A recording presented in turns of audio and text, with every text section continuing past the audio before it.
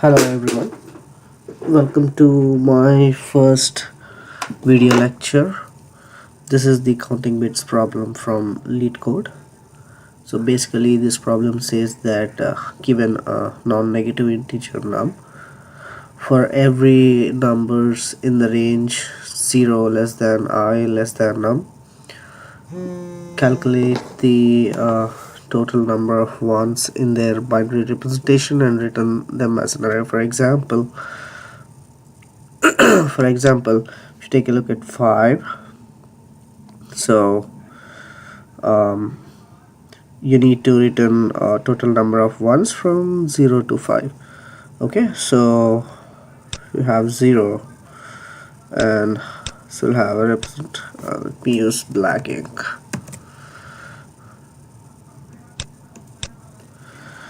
Okay, so you have to, so 0 representation is 0 0 0 0.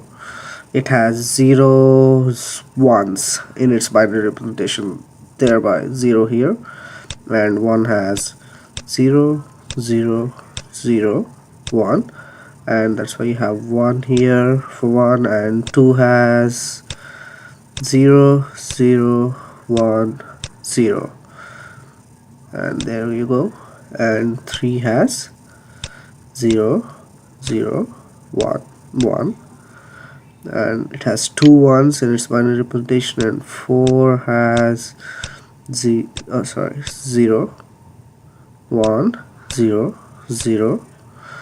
It has only 1 1, and 5 has 0 1 0 1, 2 ones.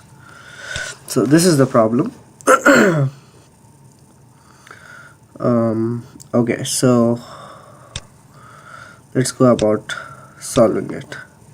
Okay, a fairly straightforward solution would be just loop through 0 to n, and for every number I, calculate its binary representation and count the number of ones. That's it.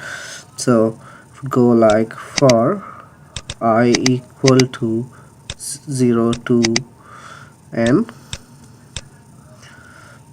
ARR of I equal to count ones of I. That's it. And the count ones of I'm not showing the implementation of this method, but it would go something like the LCM method. If you have 8, so 2 goes 4 times and the remainder is 0. 2 goes 2 times and the remainder is 0. 2 goes 1 time, the remainder is 0. 2 goes 0 times, the remainder is 1. So yeah, this is it. So using this method, we have this loop is going to run n times, and the count ones, this method is going to run log n times, because for example 8, for 8 you'll have to make 3 calculations, right? So if it's n, then log of 2 cube and the value is 3, so you'll have to make 3 calculations here. Okay, so that's about it with the straightforward algorithm. So let's dig a little deeper and see if we can do this any better. So to write another algorithm, an efficient algorithm for this, we need to identify certain patterns. So I would like to list a few numbers and then show you what pattern the usually numbers have with binary representations. So 0, let me use the black one. So for example, 1 has a binary representation 0 0 0 1. 2 has a binary representation of 0 0 1 0. we'll write 3 shortly. 4 has a binary representation of 0 0 I'm sorry 0 1 0 0 and so on. 8 will have 1 0 0. So the pattern that we need to observe here is, for any number n such that 2 power m equal to n, then where m greater than or equal to 0, then let's call this num1s in binary of n equal to 1. What I'm saying with this is that if you have an exponential multiple of 2, for example 2 power 0, 2 power 2, 2 power 3, 4, and those kind of numbers will have only 1 ones in their binary representation. Okay, this is one pattern that we need to observe here. And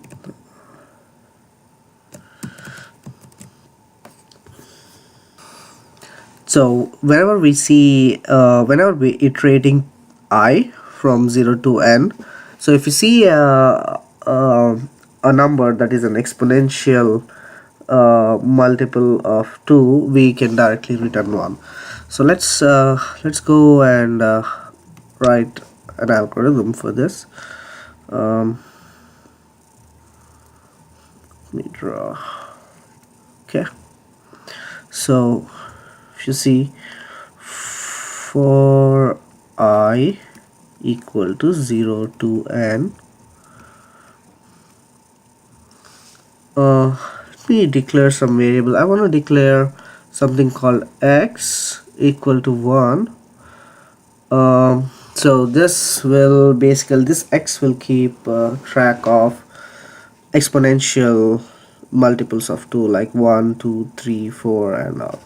Okay, so whenever we see 1, so if whenever we see x, so if I equal to x, then in the array we just arr of I equal to 1. Oh, by the way, this array, I'm assuming that we have an array of size n plus 1. So since my input is n, I would like to maintain the results in an array of size. So it would be something like this: int arr equal to new int of n plus 1. So we need n plus 1 here because we are not keeping track of 0 anyway.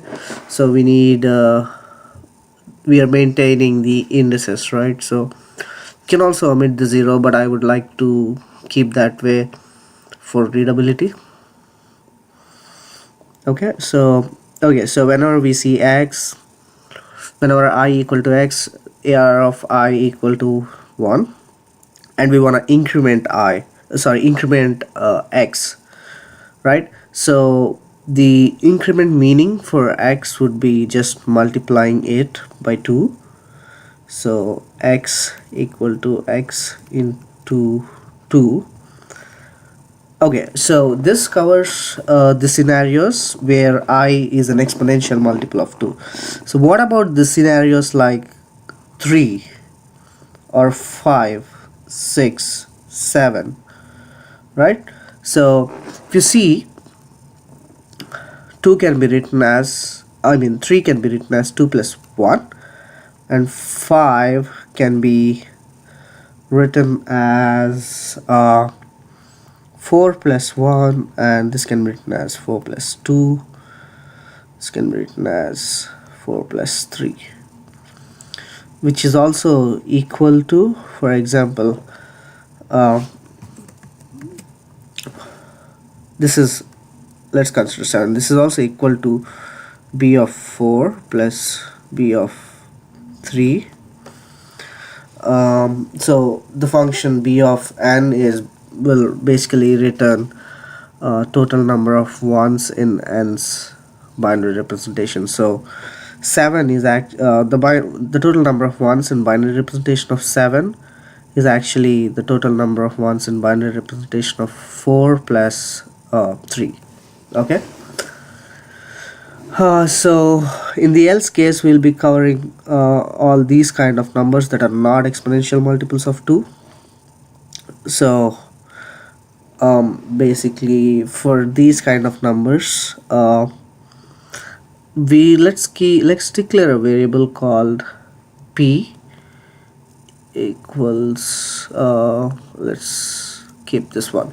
So this p will keep track of these numbers, the remainders, right? So for example, if 5 equal to 4 plus 1, then p is 1 here, and for 6 p is 2 here, for 7 p is 3.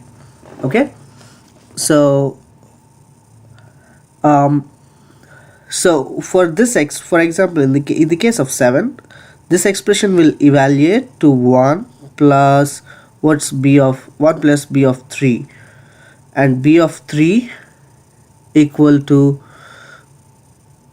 b of 2 plus b of 1, which is equal to 1 plus 1, right? So this is equal to 2. Okay. So similarly for 7 here, b of 4 will be let me write it here. B of 4 will be 1 plus b of 3 is, we just calculated it as 2, so it will be equal to 3. So if you observe, all these non-exponential multiples of 2 can be written as some exponential multiple of 2 plus an integer that is not an exponential multiple of 2. So we can write this as ARR of I equal to ARR of I equal to, it's going to be some exponential multiple of 2, right? So this is going to be 1 plus, by the time we reach here, this number, the binary representation of p, which is 3 in this case, is already calculated here. Okay, so we don't have to calculate it again. We can just grab it from the array, right? So it's going to be ARR of p. Okay, so and we want to increment p, right? So because when, let's say, b equal to 5 and we go to 6, we also have to increment p to 2, right? So this is in the else. And also whenever I encounter any exponential multiple of 2, I want to set p to 1 again, because when it picks the next number, p should be 1. So I also want to do p equal to 1 here, and that's it. So this algorithm, all these operations are constant time, and this runs n times, right? So time complexity big O of n.